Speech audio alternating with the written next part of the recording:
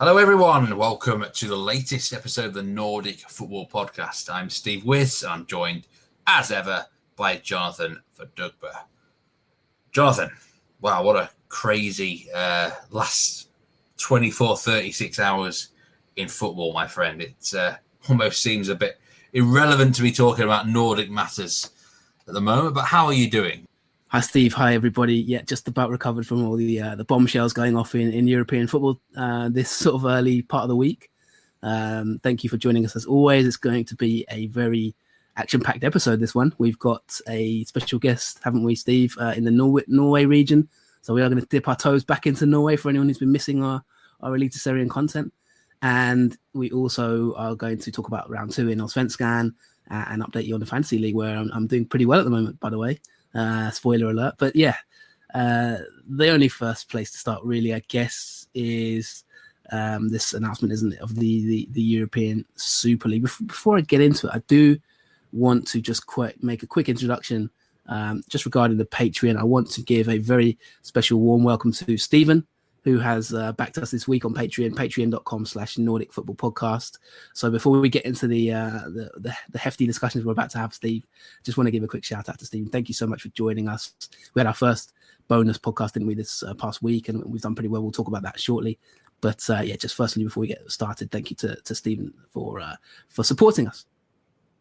Yes, thanks very much. And like Jonathan said, we've got an action-packed episode coming up. We've got an exclusive interview with Stabaek assistant manager Eirik Kjönö. That's in the second half of the episode. So really good. Me and Eirik had a really good chat, and ahead of the new season in Norway, which is it's just a few weeks away now, thankfully. But yeah, I mean, there's only really one place we can start, and it's not even Nordic related as such, but the Super League. I mean, this is crazy. I was stunned when this came out late Sunday evening. And then as Monday has unfolded, more has been revealed. It's the talk of the whole footballing world right now. And it's still quite raw in everyone's minds and everything like that. Jonathan, your initial thoughts and reactions to the Super League? Yeah, where do you begin? I mean, I've been asked about this many times today, and so it's been really an unbelievable sort of 24 hours, I think, in football. My summary of this, Steve, is I think this can be described as a heist on European football. I think this is a coup. This is like a stage coup on club football in Europe. I think it's kind of the end product of sort of 15 years, maybe you could argue, of kind of lax ownership models and kind of just allowing clubs to be taken over left, right, and centre. And I think that's kind of the end goal of it here, really. The decision to reform create a new European Super League with 12 founding members, I think 4 of which have never actually won the European Cup in their entire history.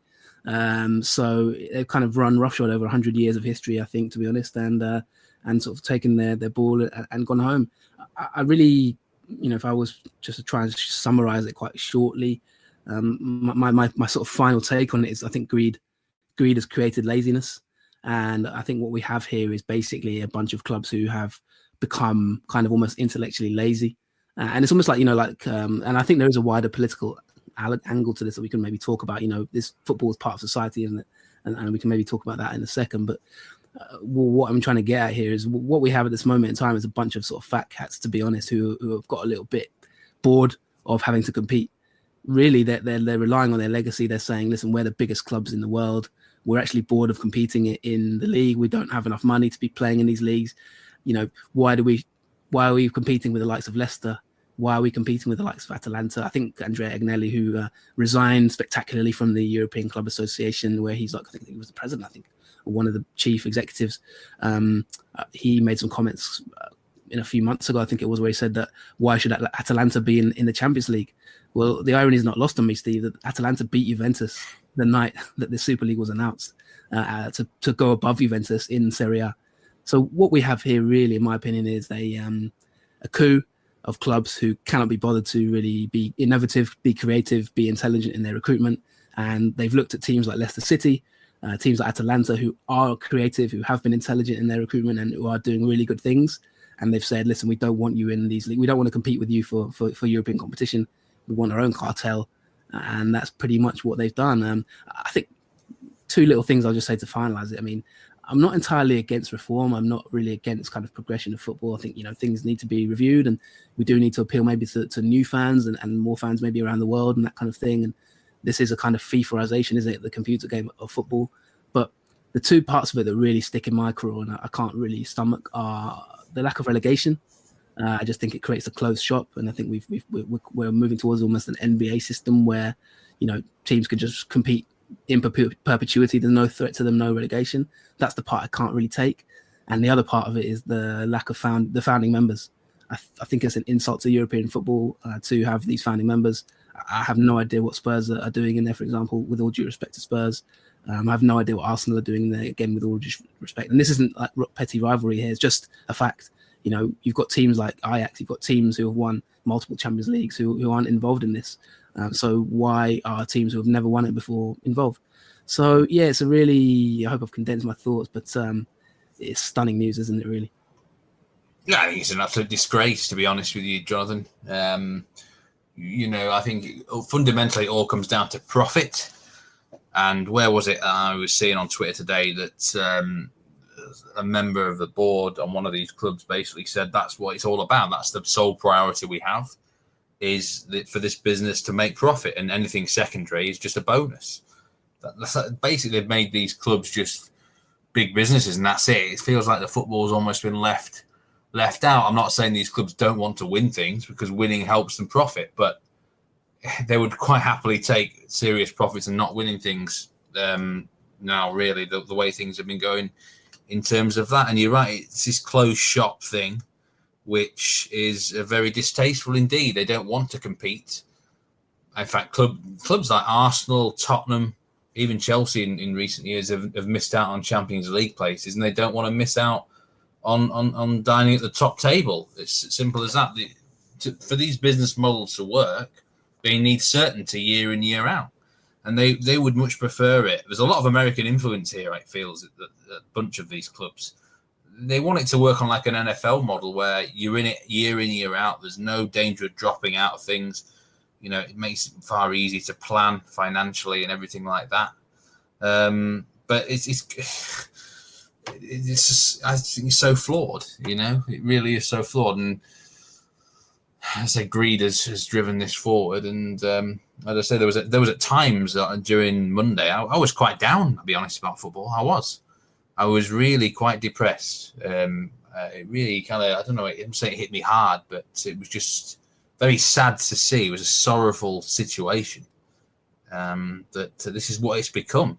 It's really, really not a good place for football to be, Jonathan. Yeah, let's just look at some of the figures here behind this. I mean, just as a quick example, and this is ultimately a money game, isn't it, really? BT Sport paid, I think, £900 million in 2013 for the UEFA Champions League rights in the UK. And, there's multi-millions in revenue for the Champions League, but that's considered not enough for these clubs. The comments that have come out today is that it's about kind of revolutionizing the game and that all that kind of stuff. But the reports say that there'll be a guaranteed $3 billion for each club that's involved as a founding member, and also I think it's to the tune of around 40 billion in total, but backed by JP Morgan. So really this is a kind of this is a money grab, isn't it, really, at the end of the day? You can question whether the Champions League has undervalued these clubs, and maybe there's this feeling that they deserve more money, and I think you could argue potentially some merit to that. You'd have to maybe compare the broadcast figures and the TV rights and the incomes and revenues from, say, the NFL compared to say the Champions League, and I guess that's a discussion for maybe a different podcast and a different day. But I think you reflect the feelings of many fans when you say you felt quite down. I think one thing that we can both agree on, and relating it to this podcast, is that it's obviously not something that currently affects this part of the world, does it? And I think, I'll be honest, I can certainly empathise with your feelings there, especially as a supporter of one of the 12 involved. I felt quite down about the team I support, to be honest, in recent months and years. It never sat well with me, the Glazer ownership, to be honest, and they've always alienated fans. And I'll leave my feelings on that one to one side for a minute. But I think what we can say is that this doesn't affect Scandinavian. The one maybe thing that made me feel quite positive was that I felt, well, I've actually committed to this league, and I'm really enjoying Allsvenskan at the moment. The first 2 weeks of the season, I've really felt revitalized. I'd kind of commented on Twitter that I'd been a little bit going off the Premier League in recent weeks, partly because of VAR, and watching games this weekend is almost like some of the games aren't even relevant anymore, are they? I mean, it doesn't matter if Arsenal draw with Fulham because they're going to be guaranteed to be in the Super League next year. So the one thing I'd probably say to maybe try and perk you up, or any fans who are a bit down, I'd say is this is a great place to be at the moment. I'm really, really enjoying Sweden. We've got Norway to come as well, where Bodø Glimt have just won the title for the first time in their history. So, there is positivity, and there's a different world out there outside this Big 12 clubs, isn't there? So, or the Dirty Dozen, as they've been described by UEFA's president. So yeah, we can try and look positively on it, and I'm really happy to be involved in Scandinavian football at this moment in time. I have to say, there's no VAR. I found the games really exciting. One thing I'll just quickly say on that, Steve, there was a report recently released by CIES, who are kind of an observatory of European football, and they did a report on the most, the most fluid game times around the world in terms of the leagues, and how much the ball is in play in some of these leagues. They put out a report recently saying how fluid is European football, and I thought this would be quite interesting just to point out that Allsvenskan is actually the fourth most fluid league in terms of playing time. The ball in play during a match in European football. So that is in Allsvenskan, the ball is in play 64.7% of the time. And so we have a really fluid game, don't we, in Scandinavia? Norway's not too far behind on just below on 62.1%. So that number with Allsvenskan is the level with the Champions League. It's exactly the same, 64.7%. So it tells you that we've got a league which is really fluid. It flows. It's not stop-start. The Premier League is actually well below that with 62%. And I think the Championship is the lowest. I think the ball in play is only in play. I think the ball's out of play in the Championship 24% of the time, which is crazy really when you think about it. But what I'm trying to say here is these leagues, they appeal to me for a reason. I think the matches I'm seeing so far this season, they're really fluid. They're open. Offsides are fine. There's not been any major sort of terrible decisions I've seen so far, maybe one or two, but VAR isn't sort of scourging the league, and hopefully people are enjoying following these leagues, and maybe we can attract some new people to these different leagues. Yeah, I must say I enjoyed watching the two matches on Monday evening. It kind of took my mind off, this Super League thing for a couple of hours. Watching a bit of Elfsborg against Varberg. I mean, it's a crazy situation, really. But I feel for the fans of the 12, because there's a lot of very good fans. I don't think any proper fans of those clubs would want this to go ahead either. So, you have my deepest sympathies, Jonathan, although I know, there's been aspects of Man United that have you found distasteful for a while. But, yeah, I feel for the fans. Good. But I think maybe there'll be quite a lot of unity now, and maybe some good can come of it out of this. I don't know, as all sorts could happen now and everything. But, certainly in terms of Scandinavian football, nothing really changes, does it? The leagues are just starting up, and there's no VAR. It's kind of football as it used to be. Yeah, we've had a question which I think you're gonna sort of maybe touch on in a second. But I just want to, for anyone who's not too clear on the rules in Sweden, we're going to briefly talk on the ownership model in Sweden and what makes it different. So, I mean, Steve, I don't know if you had any questions about what makes Scandinavia different, what makes Sweden different. Well, in terms of the ownership models around the world, in terms of Sweden, it's similar to the German model that you were saying earlier to me. Yeah, exactly right. So we're going to have a little sort of very brief explainer, and then we've got a question, haven't we, from which a very interesting question, which we're going to talk about briefly as well before we recap on week 2 in Allsvenskan. So just quickly to run through the ownership model for those who may not understand how Swedish football is different from, for example, the Premier League as an example. Sweden very much follows the same German model, which is that 50+1 model. Involves kind of a maximum of 50%. So basically the regulation states that members should own or control 50% of the shares of the club plus one share. So what that effectively means is that supporters and members will always have the majority share of the club that they're part of. And that means they have significant influence within their football club, and they have the right to be part of those sort of decision-making processes. Now, this is something that's been in place for many, many years. There was a period of time, I think in around 2013, where this was challenged, and it was met by a huge outcry in Swedish football. There were protests. The same kind of argument was given that they want more investment in these clubs, and there was sort of pushes from authorities to try and maybe change that model to bring in greater investment to, obviously they say, to attract bigger names and that kind of thing. But it was met with huge outcry in Sweden, and eventually it was kind of sort of overturned and seen off. And it's very similar to the German model. We've seen obviously today that teams like Bayern Munich and Borussia Dortmund are not part of this Super League as yet. So it's a similar model to that, where the members kind of have that big say in the running of the clubs, which personally I can only really sort of support, to be honest. I think it's a very positive thing. I'm going to read just a quote that we had from someone who is involved with Malmo. Now her name is Thelma Ernst, who's one of the chairpersons of MFF support, and she said, this is going back a few years now and just explaining it. She said the 50+1 rule is important because it's your identity as a football supporter. You own your club. And she says, as a supporter of the best team in Sweden, I would exchange any achievements of the club in order to keep my membership. So, and to keep the rights that come with being a member.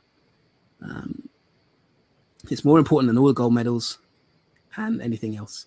So that just gives you a bit of insight into how important it is for fans in Sweden to kind of retain that membership model and retain some sort of say in their club. They have a say on the members. They can vote out the presidents and that kind of thing. And they have an influence on their clubs. So it means that owners can't come in, take the club over and do something similar to what's happened at, say, Manchester United or Liverpool, for example.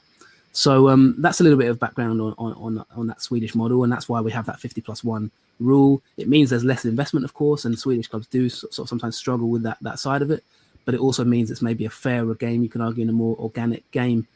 Steve, what's your thoughts on that model? Is it something that you advocate? I'll be honest, it's not something I've ever really looked into, but I had a long, hard think today, and I think that's the best way forward, the German model, which people have laughed at that before, haven't they? About how it limits clubs over there to what they can do sometimes. But I think the more protection is needed. And I really think that is something that I think maybe other nations could implement going forward, because it does give you that security blanket of protection and stuff going forward. So I would certainly be in favor of it myself.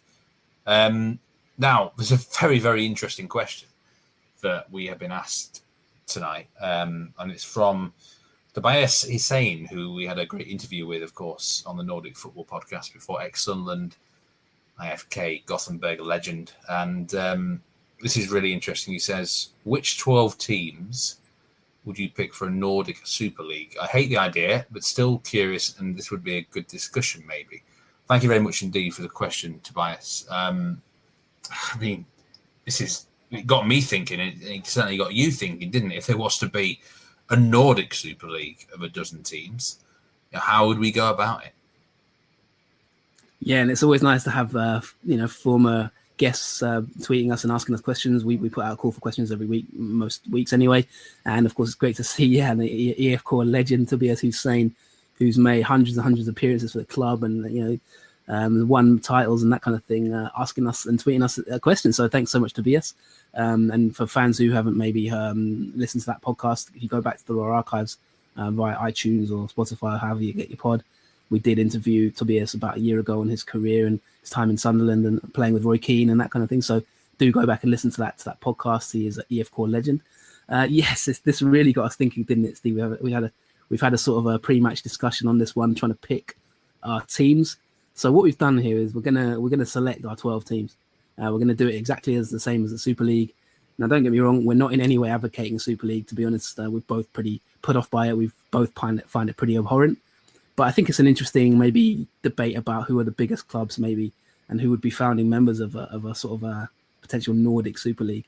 So, Steve, I don't know if you want to take it away with your first 4 picks in Norway. What we've gone for here is, we're going for a model of 12 teams.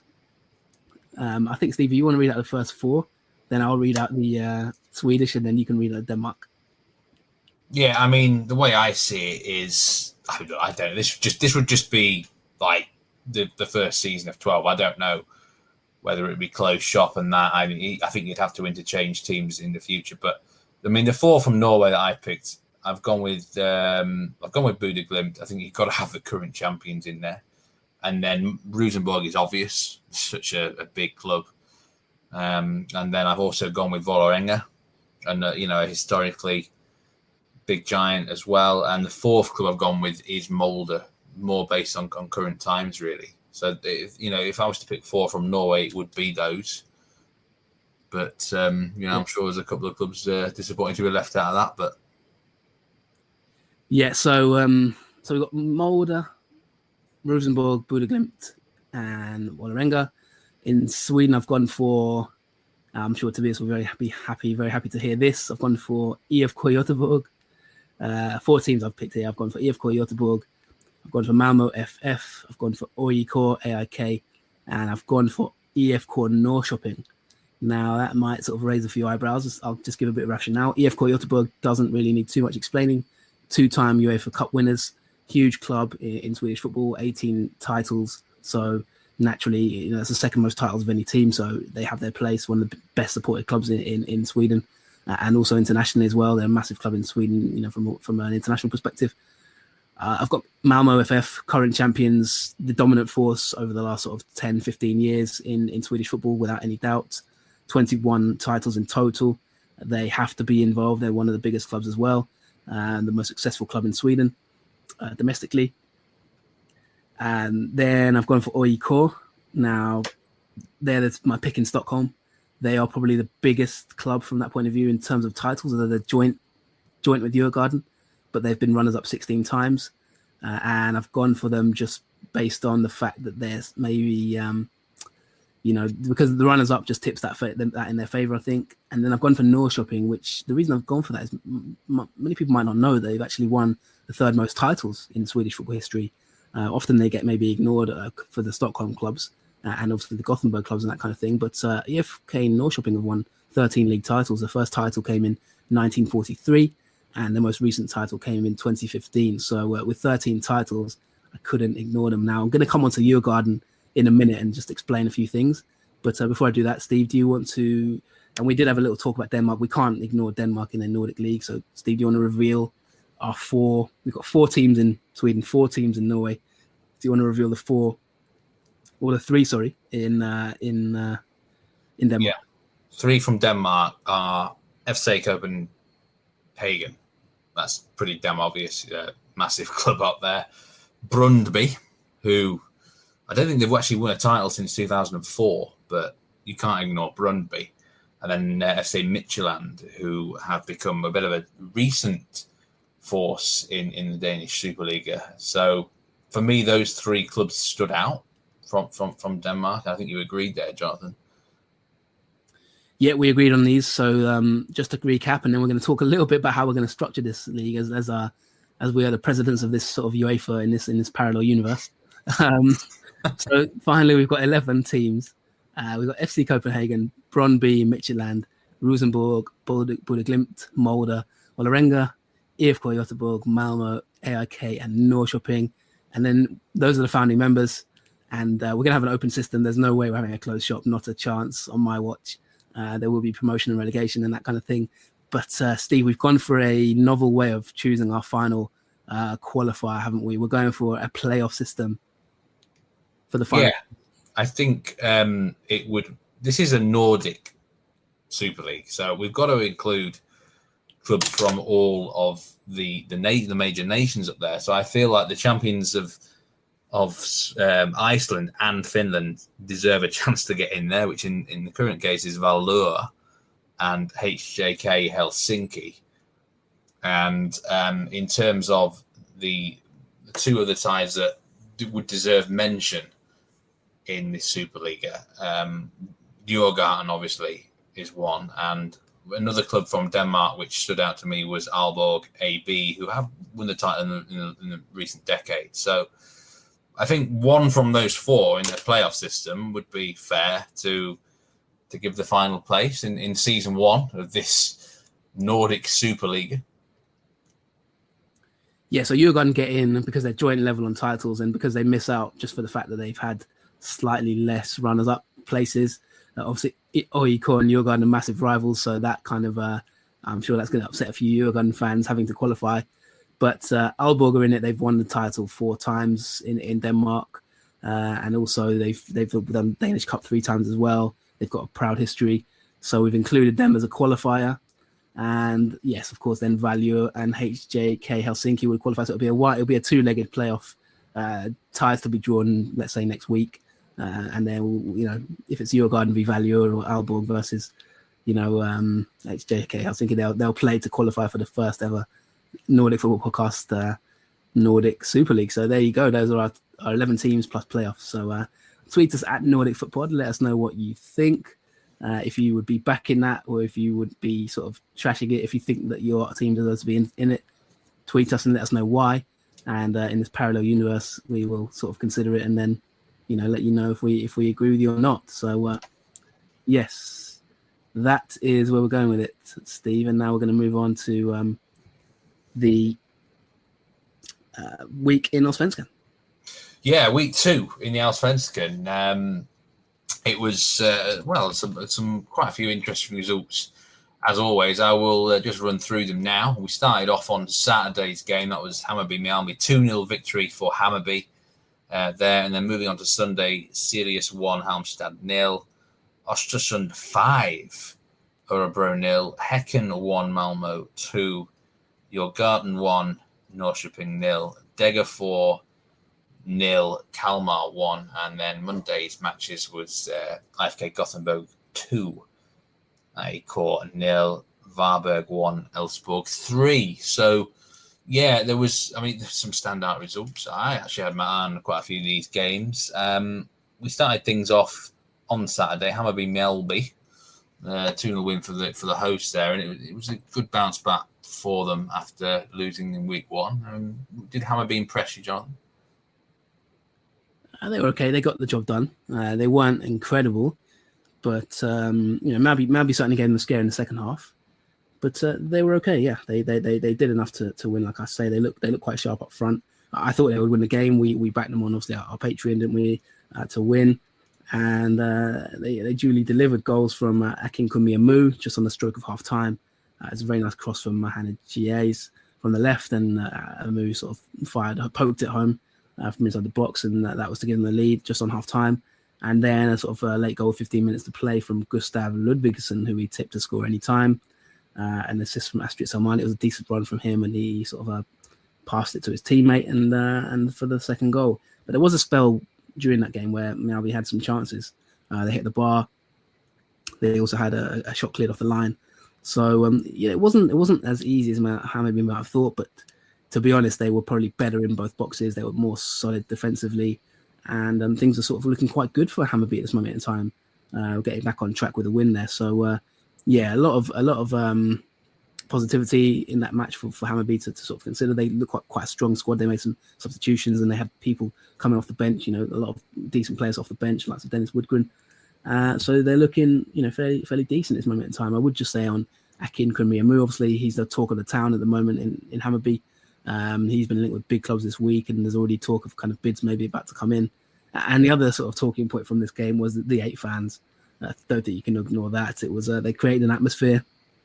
At one point they were singing, to the tune of "Go West" and that kind of thing, singing Hammarby songs. And there were the regulations in Sweden are quite sort of a bit jumbled at the moment, because although you can only have 8 fans maximum.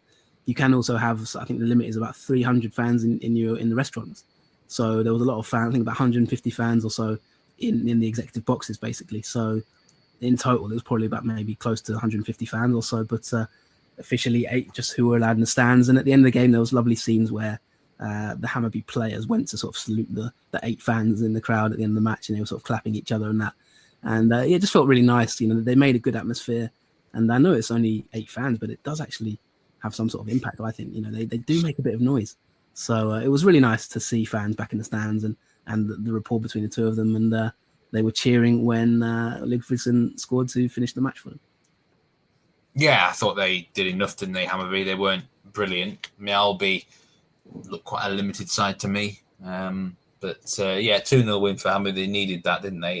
The big game on Sunday, Häcken against Malmö, really. Two title challenges or potential title challenges. But Häcken have lost both of their first two matches now. Malmö with 100%. They edged this one out. It was really the first half, the first sort of 20 minutes really that won them the match here. But it's a big boost for them to get another 3 points, isn't it? Big boost. They will be the team to beat this season, in my opinion. They just look solid and strong. Häcken now second from bottom, so it's not been a good start for them. Two games, 2 defeats, 1 goal scored, 3 conceded. I think obviously it was a goal from Anel Ahmedhodzic, a nice header to give them the lead, and then Soren Reeks continues his scoring run, so he could be one for your fantasy team potentially. He scored sort of 2 relatively sort of not jammy goals, but first goal against Hammarby was a tap-in, and then this week as well he's kind of on the end of it and puts his team 2-0 up. Benny Traore got his first goal in Allsvenskan, to reduce the deficit, but ultimately Malmö did enough to pull off a win, especially away from home at a tough place to go, where they traditionally don't have a huge track record there. So it's a really, really big win, actually. I think, Jon Thomason came out after the game and has said no league can be decided after 2 games. But, so they've put a stamp down there. People talked about Häcken maybe being title contenders this season. And they've kind of just shoved a win down their throats and said, if you come at the king, you best not miss. We've had some questions from someone called Luis Delameda. I hope I pronounced that correctly. He actually asked 3 questions. One of them is, what is going on with Häcken? They've had 2 tough opponents, but they should be playing better than this. And then he also asked something about Degerfors and Östersund as well. Come back to that in a minute. I mean, Häcken, we did talk about them in depth in the last episode, what's actually going on with them. I watched some of this game, and I didn't think they were that bad at all. I think they had certainly had a very good period from half time until like 70 minutes, but it feels like they just make errors sometimes. They're a bit naive to me, Häcken. The 2 goals were they're well converted by Malmö, but they seem like a naive side to me, Häcken, and it's not a good start for them. But are you concerned? I mean, it's only 2 games, but are you concerned? I'm not concerned in general, because they do tend to be a little bit streaky in that way. They can win games, they can lose games. I mentioned in the preseason podcast I wanted to see some pressure on them, and so far they've shown that they'll probably fold under that pressure. Nothing's changed in that sense, and I like Häcken. I've got a lot of respect for them, but they've kind of shown potentially why they won't win the league, already, to be honest. So I know they're missing some players. Obviously, Leo Bengtsson has to come back and that kind of thing, but it's a disappointing start for them. It probably doesn't reflect how they've performed over the 2 matches to have 0 points, and especially playing the champions. But, Andreas Alm has been quite critical, and he said, we've not been up to the level at any time this season so far, at the pace that the teams like Malmö have. They set a good speed from the beginning where we were not similar in any match, not near it, and not in the cup.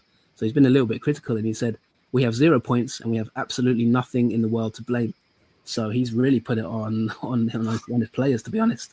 And they've got the Swedish Cup final coming next month, but and they've obviously bought a lot of good players. But I did mention in pre-season podcast, they're going to need time to gel.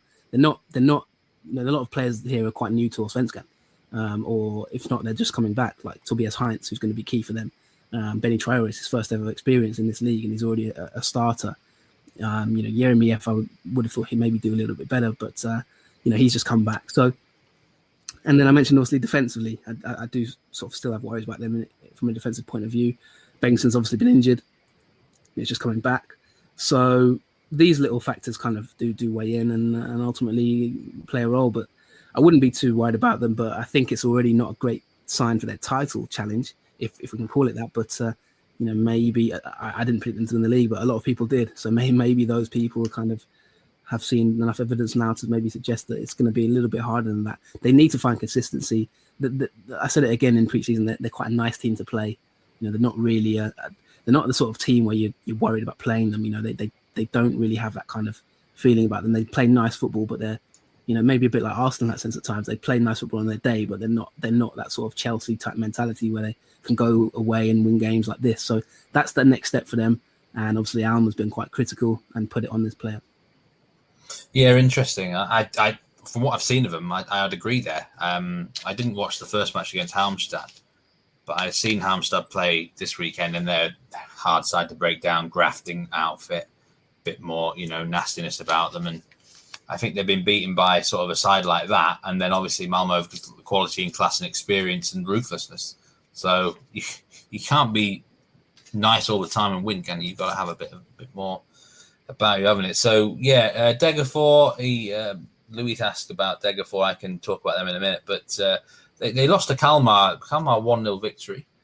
That's a good start for Kalmar, isn't it? They haven't conceded a goal yet. Very good start. I like where they're going, to be honest. I like their, I mentioned a lot of people tip them for relegation and that kind of thing. We'll see. It's early days, but there's good signs for Henrik Rydström at this moment in time.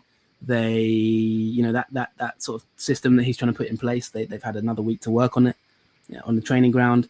They're looking okay. They're not scoring a huge amount of goals, only 1 goal, but they've conceded 0. So, they're much more solid than they were last season at the back.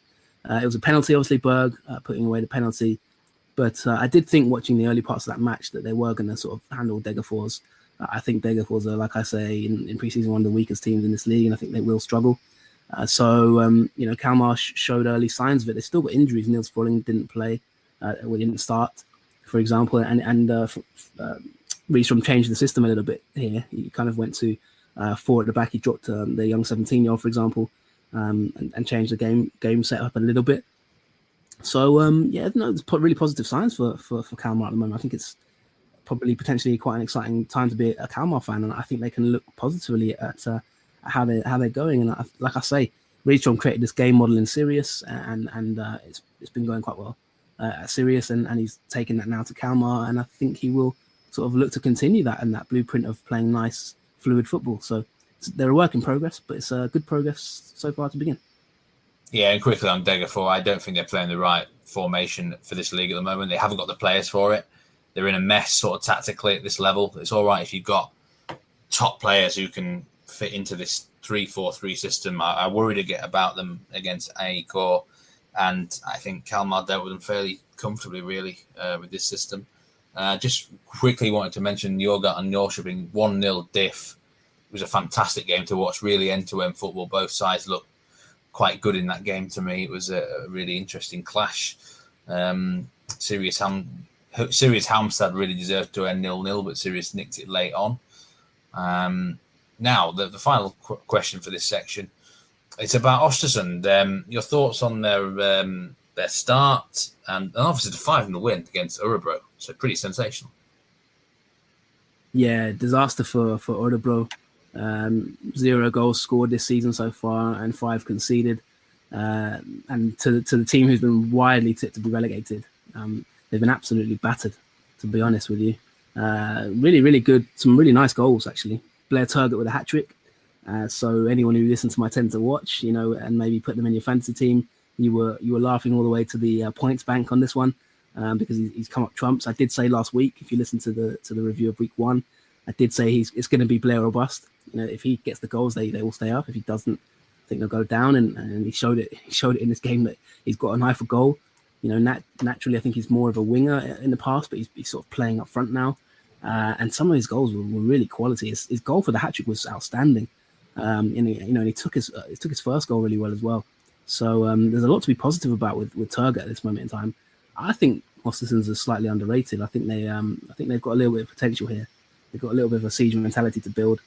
They've done quite well since Ian Birchall's left in general.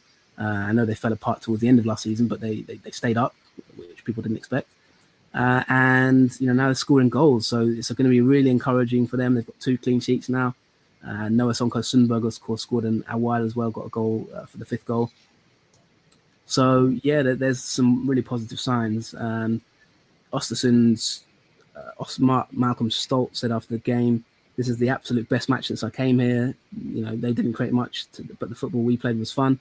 And I'll be honest, some of the goals, like the breakaway for some of these goals, was really worrying because I don't know where Örebro were defensively.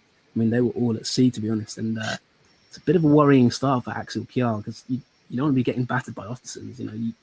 You'd think that there'd be bigger games to come. So they're going to have to sort their act out if they're going to be picking up points. They've got a game against Kalmar away this weekend, so they're going to need to start picking up some clean sheets and some points. And Ostersund's go to Malmo this weekend, so a bit of a tough game for them. Yeah, and on Monday, Elfsborg beat Varberg 3-1, and IFK Gothenburg with a 2-0 win against AIK, which I'll be honest, that one surprised me. I thought AIK would go there and get at least a draw, but I think IFK played very well, and it marked the Marek Hamšík came off the bench, his first appearance for IFK, which was a very, very good victory for them. Let's move on to fantasy. And I'm going to have to let you have your moment in the sun here because you're up to the dizzy heights of joint sixth in our league, Jonathan. This is, I think, the highest you've ever been since we've done Allsvenskan fantasy, but 71 points on the board for you this week. Fair play. You must be happy with your fantasy performance so far. Yeah, well, I've seen they've adjusted it, so I'm now down to seventh, I think. But I think I've got Hamšík to come off at my bench because Wataru Mohammed missed the game for Hammarby, which was a shame. Otherwise, I'd have had a clean sheet as well. So I'm pretty happy with that so far. I think Blair Turgott really carried me this week, grabbing that hat trick. And anyone who listened, like I say, to the 10 to watch, we had Benny Traore as well. So looking good so far. But I can't take all the credit. Top of the league is Jordan Lever, so he has to take the glory here at the moment. We've got quite a nice league at this moment in time. So if you haven't joined so far, then don't forget to get yourself in there. fantasy.allsvenskan.se. So you can get involved, and the code is HQ8GU7. But yes, I'm happy to be in the top 10 after 3 weeks, and I can't see where you are, Steve. So I tend not to look too far down the league. Well, I've actually scored 70 points this week myself, which is a good. I'm very pleased with myself. But you're right. I don't think they've fully updated these yet. I don't know why they can't get it done by the end of Monday night. But it doesn't seem like they do the final adjustments till some point on Tuesday. They're very slow compared to Eliteserien fantasy. So I'm not impressed with that aspect of it. But did you change Jeremia? I kept him in the team because I feel like he must fire at some point soon. I didn't even necessarily expect him to score, but I'm thinking sort of long term the next few games. I think they've got Sirius next. If he's not filling his boots against teams like them, then I'm gonna be asking question marks. But I've got Blair Turgott in there. Shame I didn't have him captain, but he certainly served me well. Only 4% own him, 7% now actually. I looked yesterday; it was only 4%, but that's ownership has increased now on Blair Turgott. So I'm pretty satisfied at the minute. I'm 47th in running in our league. So who knows? I probably won't end up there after the adjustments are made, but I'll take it. That 70 points is a good return, and I think you're level with a friend of the pod, Sam Hart. So you two are peas in the pod at the moment in time. But join the league if you haven't joined it yet, and let us know how you're getting on, who's played well for you, and that kind of thing. Tweet us at Nordic Footpod.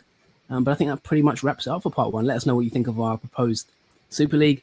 Let us know what you're thinking about your fantasy team, and we'll be recapping obviously week 3, which comes up this weekend. I just want to give a quick shout out on Patreon as well, just to let people know we did do a bonus episode this week, and we did pick some games for people to look out for. I think we ended up with a 50% win record, didn't we, Steve? We had Ludvigsson to score any time for Hammarby against Mjällby, which came in. We had Ostersund's Örebro overs, which didn't come in.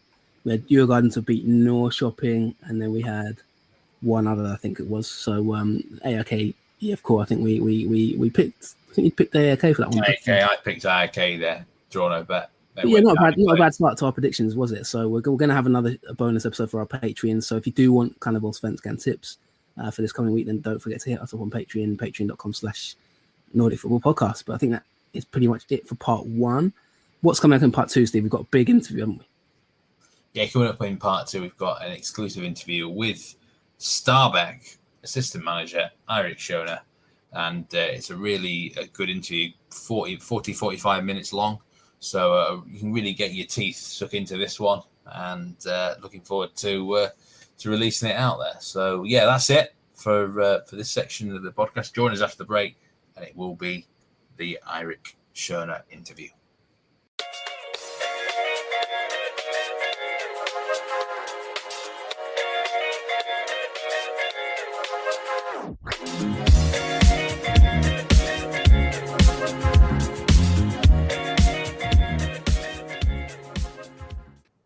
And on this edition of the Nordic Football Podcast, I'm delighted to be joined by Eirik Kjönö, ex-Grorud manager and now assistant manager at Stabaek. Thanks very much for coming on, Eirik. I hope you're well. I'm fine. How are you? I'm really good, thank you. And, you're a really intriguing case because you're such a young manager at Grorud there at the age of 27, I do believe. And I just wondered, first of all, if you could just sort of tell us the journey that got you in charge of that club at such a young age and what your playing career was like before then. Yeah, it's quite a long journey. So to start my playing career, I was moving abroad at the age of 16. And I was signed off the Scottish team Falkirk. So I moved over. And I played full-time academy football at Falkirk, and returned back 2 years later to join the second division team in Norway called Vindbjart. It's placed down south in Kristiansand. That gave me the opportunity to finish school, obviously because there was no school in Scotland when I played over there. So I played 3 seasons for Vindbjart in second division before I actually retired at the age of 20 and moved to Oslo to study. Most of all, I moved to Oslo to be with my friends, to a change of environment.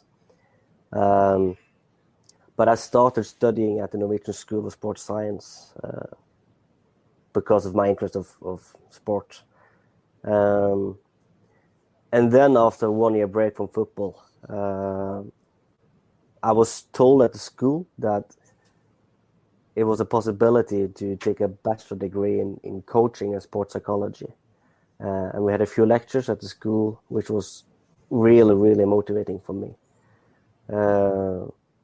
So that year, at the age of 21, I decided to go all in on becoming a coach. That's what I really, really wanted to do. So you knew already, sort of at such a young age there, that's what you wanted to do straight away, yeah? Yeah, at 21 I was sure. Obviously, growing up, all I wanted to do was to become a footballer. And I think I all the time had a coach in me. When I was playing, I was talking a lot. I was very curious about tactics. I was always discussing with the coaches. I was playing Championship Manager on the computer. So I always had a coach in me growing up. And I think I also was saying that after I finish being a footballer, I will be a coach. But I never planned on becoming a coach at that young age. But at the age of 21, studying at the Norwegian School of Sports Science, I was highly motivated and I decided to go all in on becoming a coach. Yeah, funny enough, on Football Manager, I actually managed Vindbjart. Did you? I think it was like Football Manager 2016 or 2017 or something like that. So I'm actually a little bit familiar with the club, funnily enough. But what actually got you to Grorud then? And before you were manager, did you have some other roles there? Yeah. One of the teachers at the school was a head coach at Grorud. So after taking the bachelor degree, they needed an academy director at Grorud. So I then said yes to sign for Grorud, becoming an academy director. Obviously, just like build whatever you want kind of job, because there was very little structure. There was no educated coaches in the club, and it was in a really, really poor area of Oslo. So for me, it was this really interesting and challenging job. And at the same time, I was being an academy director, I was always also coaching the reserve team, being a playing coach for the reserves, playing in third division. And that was in 2014 at the age of 23. And I was also the assistant coach of the manager at the first team. So I had a lot of things to do for the first years in the club. So step by step, trying to build a club together with the head coach, bringing in new coaches from the same school, same education, and then growing a bit more for every year, bringing the structure and methodology into the club, more and more and better coaches. And then after 4 years at the club, we had good teams in the second division in Norway. We always tried to promote, and we were top 4 for a few years. And then in 2017, we really give it an effort to promote, bringing in some good players, having a good team, but didn't succeed. And I think after that, we had to cut the budget. Rolf declined a new contract and moved back home to where he was from. And we had a lot of players leaving the club, obviously because we had very, very few on a professional contract. And almost none had a contract at all finishing that season, and went all in to promote, and we didn't succeed. So that gave us a chance to build something new, a new start, a new turn for the club. And that was also when the club hired me to become the first team coach as well. So it was a good opportunity for me, and I wasn't sure about taking the job because it was difficult and challenging, and I was only 27 at the time. Have had a few offers elsewhere, but I'm really, really glad that I took the chance and was a part of what we built over the next 3 years. So to actually become a manager in the third division of Norwegian football, what level of coaching badges and qualifications do you actually need? In third division, I don't think you need anything at all. But me taking a bachelor degree at the School of Sports Science, I was giving a UEFA B license, obviously because we're taking a coaching degree. So at 2014, when I was finished with a degree, I had a UEFA B license, and that's what I had when I was coaching in the third division. And I think in the second division, now you need an UEFA A license. Right. And I think it's only a few years ago that happened. But I think you have to have a UEFA A license at the moment.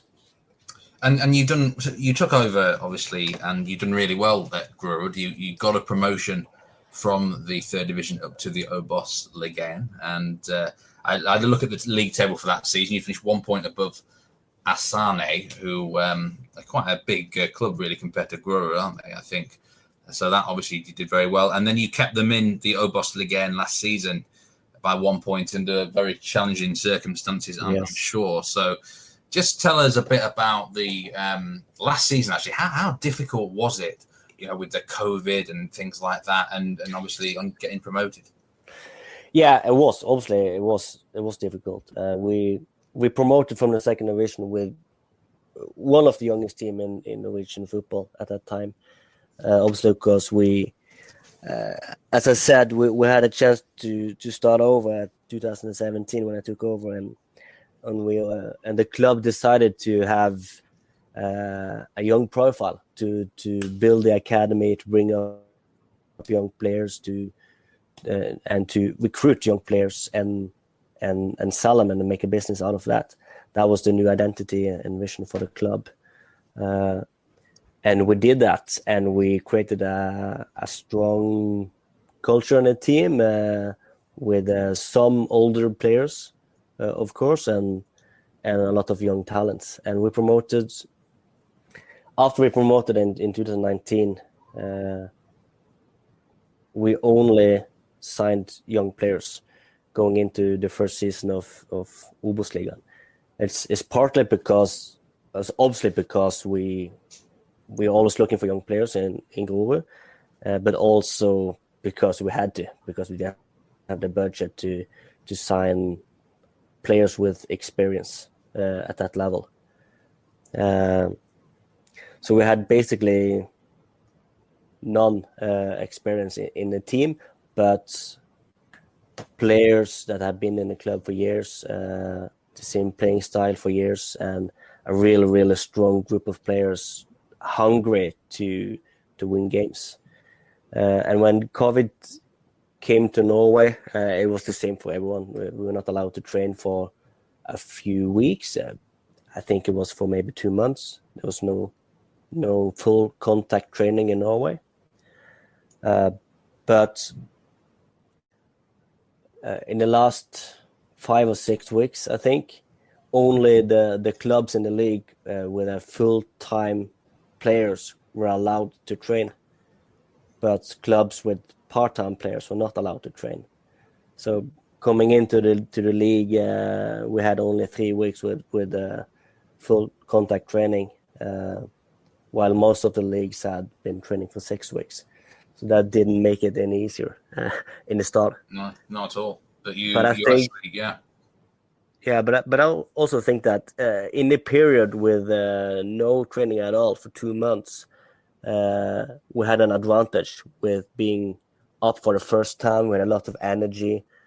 All the players were hungry, and they were training well, even though we couldn't have normal training together. I think all the players were motivated, and I don't think that's as easy when you are experienced and have been playing in the league for years, and then suddenly you're not allowed to train. So that, I think, was an advantage for us going into the league.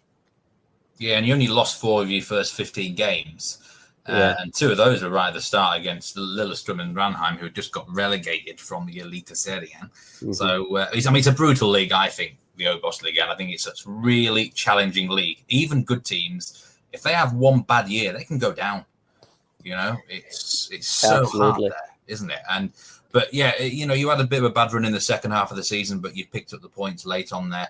But I mean, I think from what I was reading, most pundits, most people predicted you to get relegated. So it was a really great achievement for you to survive there with Grorud. And I just want to talk to you about a couple of players that stand out actually from last season. One of them we find very interesting here on the Nordic Football Podcast because he's just moved to Djurgården in Sweden there. Leo Kornic, is it? Mm-hmm. Kornic. I always get the pronunciation wrong there. So he was obviously a big part of the team last year, and also Oscar Argo scored 15 goals, one of the highest scoring players in the Obos last year. How far do you think those 2 players can go in the game?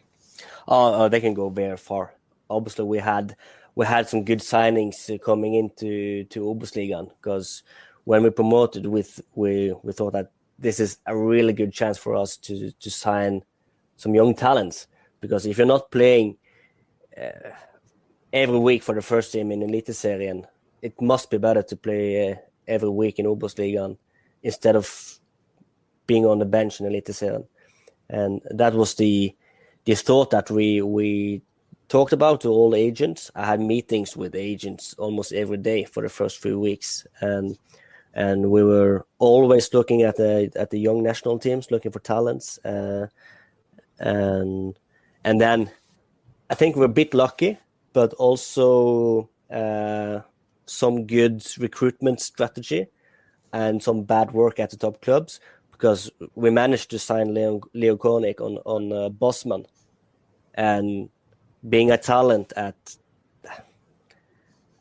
that range, it shouldn't be possible for Grorud to sign Leo Koenig. That's my thought, because he had been playing for a very good youth national team in the European Championship, and in my eyes, he was highly rated. And he being a Bosman player, we managed to sign him, which was very important for us.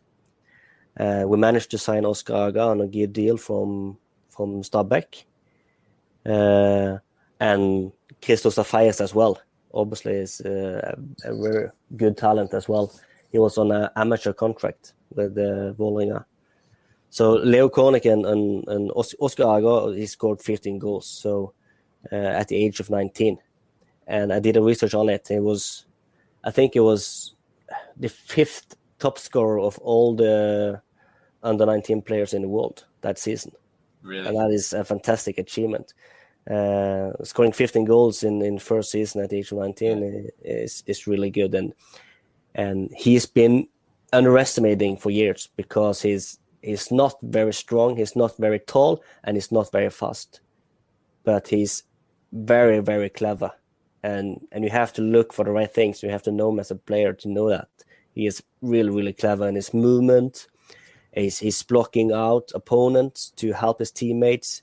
His good passing, his movement in the box, his finishing. He can score goals with his head and both feet.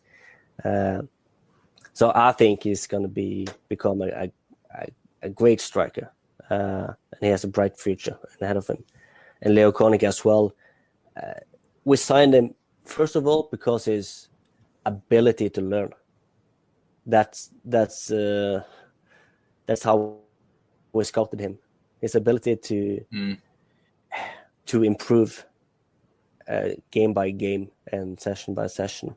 He's eager to watch videos and to ask questions, and he's so unafraid in his personality and his way of playing, and he's quick as well. So we knew that offensively, going in behind crosses 1v1, we knew it's going to be good, and we were a bit unsure about him defending the box, defending a cross, defending a 1v1. But he really stood up, struggling a bit in the first friendlies, I think, but he really stood up, and his development was unbelievable in the season. So I was a bit surprised that the Norwegian clubs, I know there was a few 4 or 5 Norwegian top clubs wanting him, but not high enough.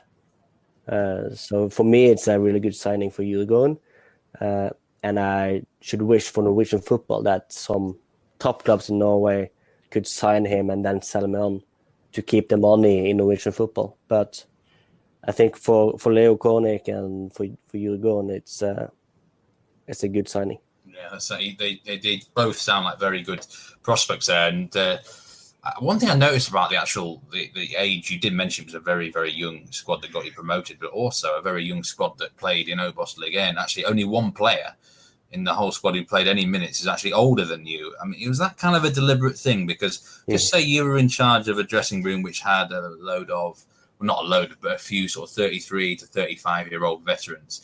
Do you think it would have been a bit harder for you to assert maybe authority on the dressing room?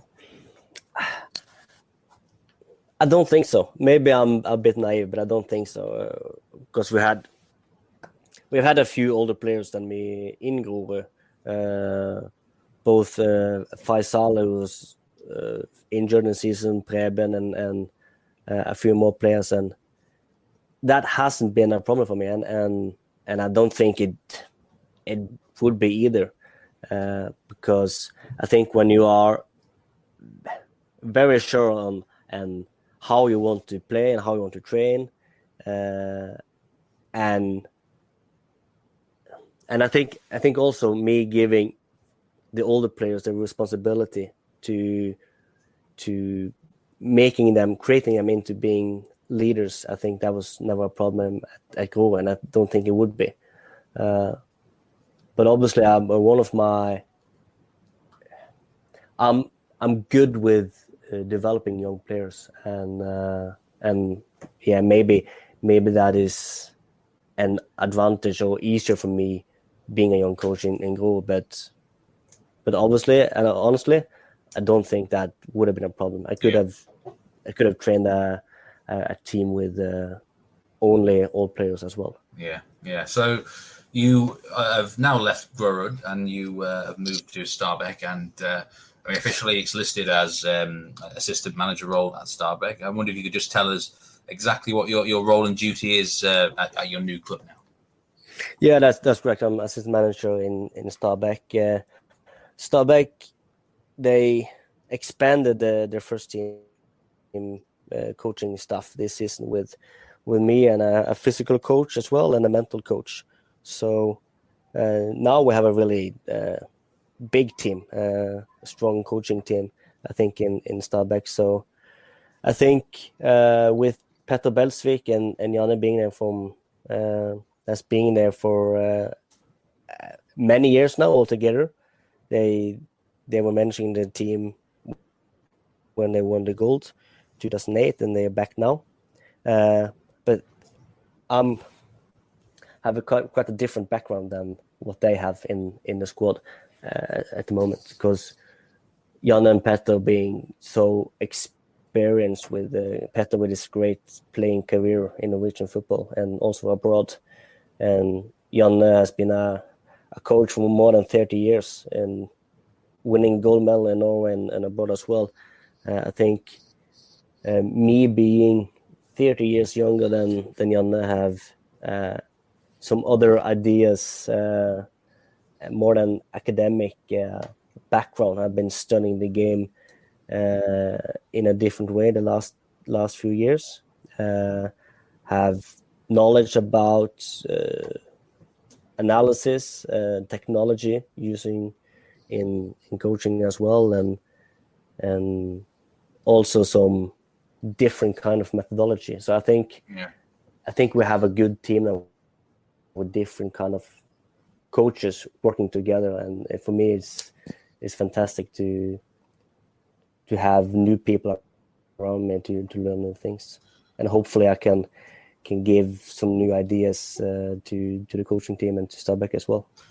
So for the listeners who don't really know much about Stabaek, they are one of the bigger clubs in the Oslo region, have a massive rivalry with Vålerenga, also with Lillestrøm, and a very intriguing history, actually. They did win the gold medal in 2008, like you did say. Janne Jonsson was in charge when they did that. They also had bronze medal finishes in the last 10 years, but also been relegated, for example. So they're an up and down sort of side, an intriguing team. We always... they're one of them teams that we always get questions asked about Stabaek, because there's quite a lot of mystery surrounding them at times. There's always a lot of inconsistency, a lot of question marks. And one thing that always kind of goes back to this club is it always produces some great youth players, some young players come through the system. It's never changed down the years. I know you've only been at the club for 2 or 3 months, but why do you think so many good young players have come out of Stabaek down the years? I think it's because of, obviously, they have probably the best academy in Norwegian football. They recruit players at a really young age, which is not so common in Norway. Some clubs recruit players at the age of 16 and not before. But Stabaek bring in good players at a young age, and I think that is the right way to do it in the environment of Stabaek. They have 10 full-time coaches working in the academy, all with the pride of developing players to the first team and not to win trophies. And that is an important culture at the club. And the club is really clear on the identity, and the mission for the club is to bring young players into the team and to play them and to sell them on. That is, and I think Stabaek has been doing that in a very good manner in the last, I don't know, maybe 8 or 10 years. So, and that is also yeah, that's also the reason for the inconsistency in the performance as well. I think it's difficult to build a team and to perform at the top level, winning the league, when you have to sell players, a lot of players every year. Yeah. So, but I think in Stabaek, we bring young players in the first team at a young age, and we're playing them as well. We're giving them enough playing time to sell them on, and there's not too many clubs in Norway doing that, and that is, I think, the reason why they make so much money in selling young players abroad. Yeah, I think there's always a great young talent there in Stabaek. And now, sort of, you just mentioned there, it's great for you to be joining this experienced coaching team at Stabaek as one of the assistants. And what can you sort of add to the table there with them? I mean, what are your sort of personal footballing philosophies and things like that? Your ideas? Are you this sort of modern thinking young coach? But what sort of philosophies do you have in football yourself? It's I think it's difficult to talk about philosophy, because philosophy is so massive word. But I think in me being a coach, it's a lot about building a team, building a great culture, because I think you need a good culture to develop players and to develop good teams. You need players coming in every day to train well and to be prepared and do whatever they need to do to develop. And for me, it's to create that culture is the main thing for me, and to have a good relationship with the players, but also high demands. So that is my main coaching style. I like to talk a lot with the players and be calm and have a good relationship. But when you're on the field, training session, create high demands for players all the time. But when it comes to tactics and ideas, for me, it's about creating superiority, most likely in the center of the field. For Grorud, we're playing most of the time 4-4-2. That is the main formation. But we don't talk too much about formation in attack. It's about putting the right players in the right space. For us to get the players in their best position, using their best attributes, but also to exploit the opponent's weakness. So obviously we want to have the superiority in the center of the field with a false nine, inside winger, if we can, but we can also move the superiority on the right and on the left if that is what the game needs. So me doing a lot of analysis over the last few years, always looking for where can we find a weakness in the opponent we're meeting, and then showing a lot of video to the players, working on the field, talking to players, and then changing inside our playing style to get our best players in the best position, but also to exploit weakness in the opposition. So if we can, obviously we try to dominate the game, we try to play out from behind, good angles, but we can also, and I like to change the tactics, sometimes to surprise the opponent, but also because that is what we should do to win the game. Sometimes we can stay low with the team in a low block and counter-attack because the team is really weak on counter-attacks. And then I change a lot of players in the starting 11. But the next game, we can totally dominate the game, a lot of possession, and then we need different kind of players. And that is how I like to play the game as a coach, to see the game strategy. What do you need to do this time to win the game, and to sell on that message to the players, and creating players who is clever enough to understand a strategy and build a team over time, build a group of players. You need different kind of players to use different strategies, and then you have to be really clear on the video meetings and on the session before the game and in the halftime, to make them understand when we change things and how we're gonna play this game. That is what I fancy the most about the tactics in football.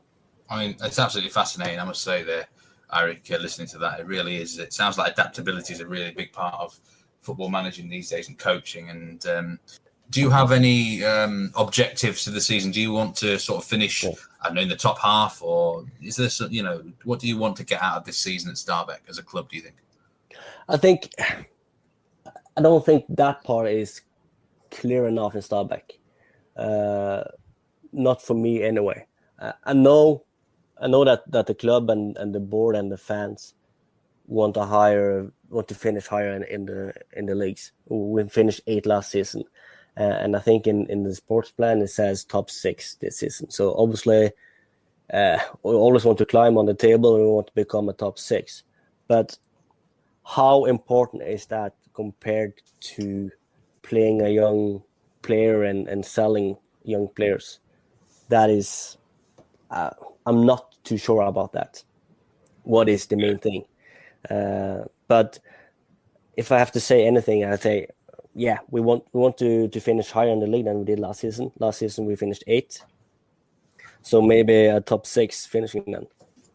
Yeah, that'd be very good for Stabaek. And as you mentioned these young players, and it seems like there's a lot of care at Stabaek, a lot of pride about when these young players, even leave the club and move to bigger clubs in the future. And I'm going to talk to you a little bit about the Norwegian national team now, because we're sort of approaching, and we're already in this so-called golden generation of Norwegian national team talent. And the next sort of 10 years or so, I think there's quite a lot of expectations from, maybe not just within Norway, but around the world, that a lot of star players are going to do well. I know you have some experience sort of in the back room there with the Norwegian national team. I mean, first of all, how excited are you about the talent that's sort of now at Norwegian national team first level? Obviously, I'm really glad to see that there are coming up some really good young players, and for me, I've been working in something called the Norwegian top football for 6 years before moving to Stabaek,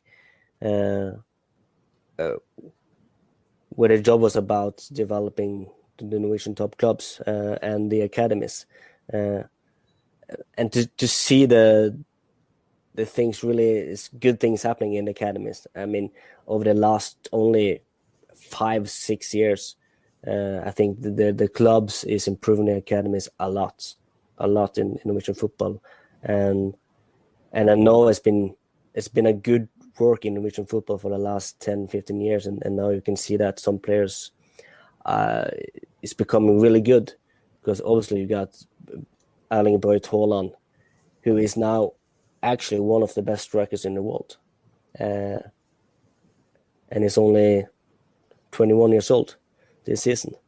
And obviously Martin Ødegaard is a good player as well. He's been a good talent for many years, and you have other players as well coming up. So that is really exciting, and it gives motivation to stay in Norwegian football and develop the next good players. And when you see that young players like Haaland is becoming one of the best players in the world, you think it's really impossible. So hopefully the Norwegian national team can win some games and coming into the World Cup or the European Championship, because we need that as well. That's really important for development of the young players in the national team. It's really important for the young kids in Norway watching them on telly, and it's also really important to bring in money to the federation to develop even better players in the future. So hopefully some of the Norwegian clubs can come into Champions League over the next few years, or even Europe League, and we need a national team also to win some more games and playing a championship soon. Yeah, it's been quite a number of years since Norway last qualified for a World Cup or a European Championship, and I think there was quite a lot of expectation that they would at least give themselves a good chance of qualifying for the World Cup in Qatar. Certainly, the next European Championship after that, I think that would be the minimum objective to qualify for it.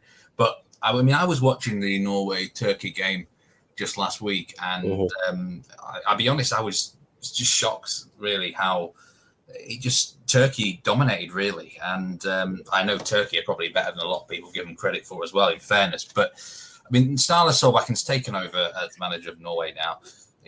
How do you think he can get the best out of Erling Braut Haaland and Martin Odegaard, for example? Oh, it's not really easy to say, really.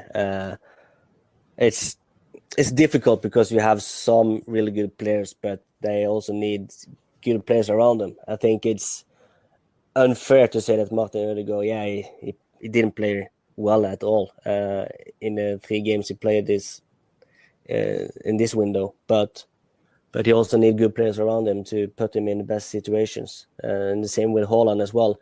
He can't do everything on his own.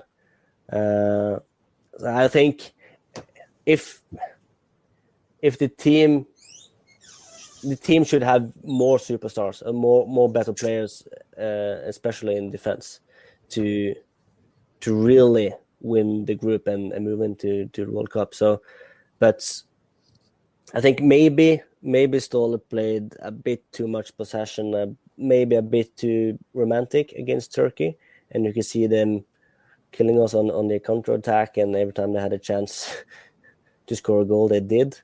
But also, I think Norway was a bit unlucky against Turkey because they had a few chances as well, and Turkey was really effective and Norway wasn't.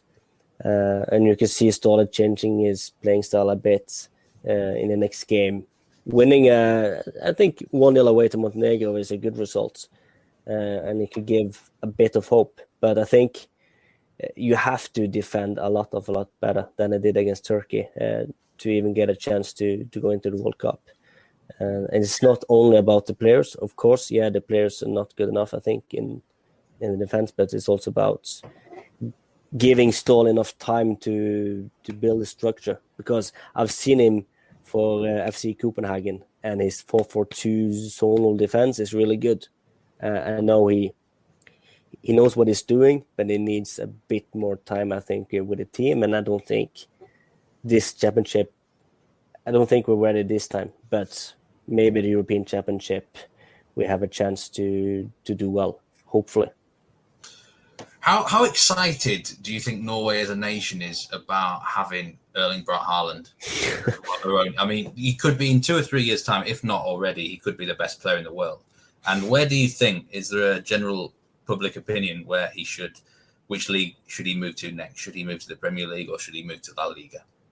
I think maybe the Norwegian people and Norwegian press is a bit too excited about having Braut Haaland and Ødegaard, putting too much pressure on them and making them even better than they are. I think it's maybe because of the lack of superstars in Norwegian football, but hopefully it will be more in the future. And I think most of the people in Norway want to see Braut Haaland going to Premier League because we all love the English football in Norway. And I think a lot of people over the age of 40 want to see him in Liverpool. And maybe under the age of 40 want to see him in Man United.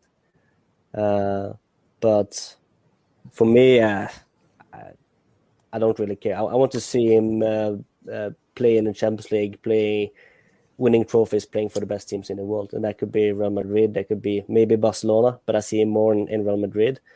And it would be great to see Braut Haaland in the English Premier League as well. So for me, I don't care, and I think every Norwegian guy wants him to play for their favorite team. Yeah, he's a fantastic player, and it's so great we get to discuss about someone that's actually Norwegian like that. But going back to you, just before we finish off, I mean, you're only 28 years old now. I actually feel old myself. I'm 33. I think you're the first manager of some sort that I've actually interviewed who's younger than me. I feel old. Oh, good. Yeah, I mean, ambitions for the future then. I mean, where do you see yourself, say, in 5 years' time? Do you think, obviously, I'm sure you've got ambitions to manage in, say, the elite series in yourself? Yeah, it's really, really difficult to say where I'm going to be in 5 years' time. Because 3 years ago, before taking Grorud, and never could imagine we going to promote to Obosligaen and me being in Stabaek. But obviously, I want to be a head coach in Eliteserien over the next 5 years, and then maybe if I'm doing a good job and a bit lucky, I can coach a team abroad over the next years. But I don't think maybe 5 years is too soon. But you never know what's going to happen in football. That's for sure. I have learned that as a player and as a coach as well. I didn't plan on moving to Stabaek. In January, I bought a house on the other side of Oslo, and in February, I signed for Stabaek, and that is how it is in football. You never know what's going to happen the next week, actually. So I'm really glad to be at Stabaek, and I'm in the right place. So I'm in a club where I can learn a lot about how to develop and sell young players, which is, I think, should be the main focus in Norwegian football. So yeah, hopefully I can have a few or a lot of good years in Stabaek. That's what I want. Yeah, and we wish you the very best at Stabaek and the club the very best. And once again, thank you very much for joining us on the Nordic Football Podcast here. I must say, I've really enjoyed this talk with you, Eirik. It's been absolutely fascinating. Thank you, Steve. Thank you for inviting me. Okay, well, thanks very much. Take care, and who knows, maybe we'll chat again one day when you're head coach of I don't know, Hamburg or somewhere. Hopefully, we will, Steve. Just give me a call. Thank you very much. That was Eirik Kjönö on the Nordic Football Podcast. Once again, many thanks to him for joining the show, and that is it for this particular episode. Thanks very much indeed for listening. Remember, you can catch us on Twitter at Nordic Footpod. You can catch myself, Steve Wiss at Meatman Soccer, and my co-host Jonathan Verdugba at JF Football. You can also catch our guest, Eirik Kjönö, on Twitter at EKJONO. That is the account to follow there. But yeah, that's it for this episode. Hopefully we'll be back next week to discuss some more about the Nordic football regions. And as we get very close to the start of the Norwegian campaign, there'll be more Norwegian talk. And someone actually did ask a question about the Norwegian season preview. That will certainly be coming out in time for the Elite Series in a few weeks' time. But yeah, until next time, stay safe, take care, and I'll see you around. Goodbye.